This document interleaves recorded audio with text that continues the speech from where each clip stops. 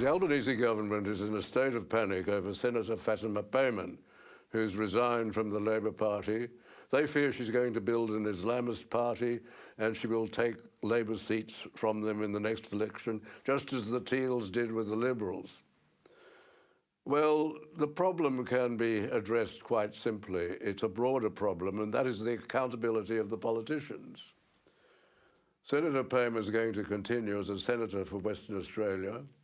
She only got in on Labour votes, but she's going to continue as an independent senator, and a big campaign is going to be about what's happening in the Middle East. She should obviously leave the Senate. That would be the good thing to do, the honest thing to do. She's leaving the Labour Party. She's unhappy with them. She should, of course, also leave the Senate, but she won't. She'll go on for years as a senator of Western Australia and probably not keep her place in the next election.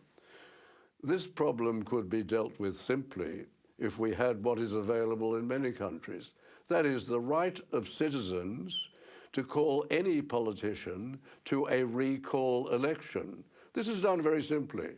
It's determined on a certain percentage of voters in that electorate agreeing to sign a verified petition calling for what is called a recall election.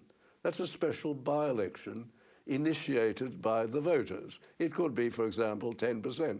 So if we were talking about a House electorate, that would be having about 12,000 people sign a petition to that effect. And it would be a verified petition. And that would trigger a recall election. They don't happen too often. People are fearful that people will have these all the time. It's not a fact which you find in countries that have these, but it's very effective because it will mean that politicians will be accountable as you are in your jobs, your professions, or whatever activities you're undertaking. You're accountable all the time to your clients, to your employers, and so on. So should politicians be accountable 24/7, and they are in those jurisdictions where there are recall elections.